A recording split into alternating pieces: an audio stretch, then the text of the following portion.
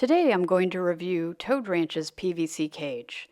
I ordered a 4-foot by 2-foot by 2-foot cage during Toad Ranch's Black Friday sale. I have tortoises, and especially young tortoises benefit from the high humidity and stable temperatures a PVC cage provides. This is my first cage from Toad Ranch, but it's the fourth manufacturer of PVC cages I've tried. I can tell you from first impressions, it's my new favorite. It came well packed with no broken pieces. Each piece was labeled with a sticker that not only identified which piece it was, top, bottom, right, and left, but the direction they went together. Because of this labeling, the instructions did not need pictures, which is a huge help.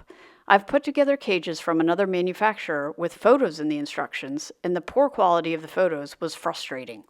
I ended up putting something together backwards and had to go back several steps. The Toad Ranch instructions are straightforward and all of the pieces matched up perfectly. No fiddly routed pieces to worry about. I used a screwdriver and an impact driver, taking care not to over-tighten the screws. Putting the cage together was quick and easy.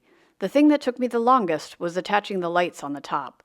The only thing I needed extra hands for was placing the top piece on once the lights were attached, because I didn't want to damage them. Otherwise, it's easily assembled by one person. The front piece fit snugly, and the cage felt solid once constructed. I tested the lights, which I also ordered from Toad Ranch. There's an Arcadia Jungle Dawn LED and a T5 UVB. They are both app-controlled, so I plan to set that up. Once fully assembled, I had help moving the cage to my office. It's sitting on an old IKEA desk. They work great to hold PVC cages.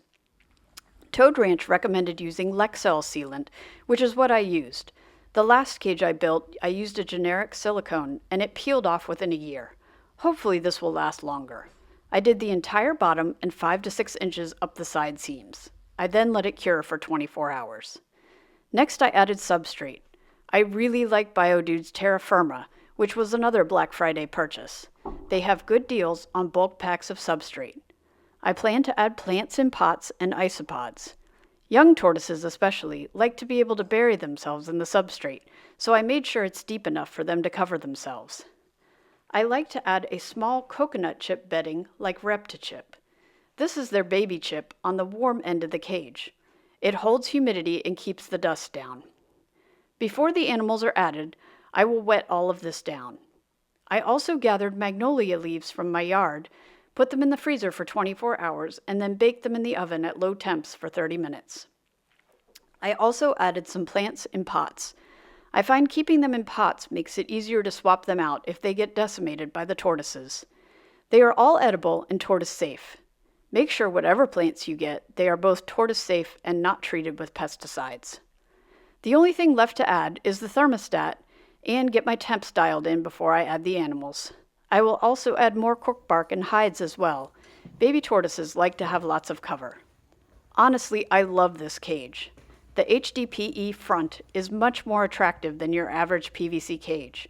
The background really transforms the whole look. I love having this in my office, and I also love that this will be my Zoom backdrop. It was so easy to put together. Any cages I get in the future will definitely be Toad Ranch.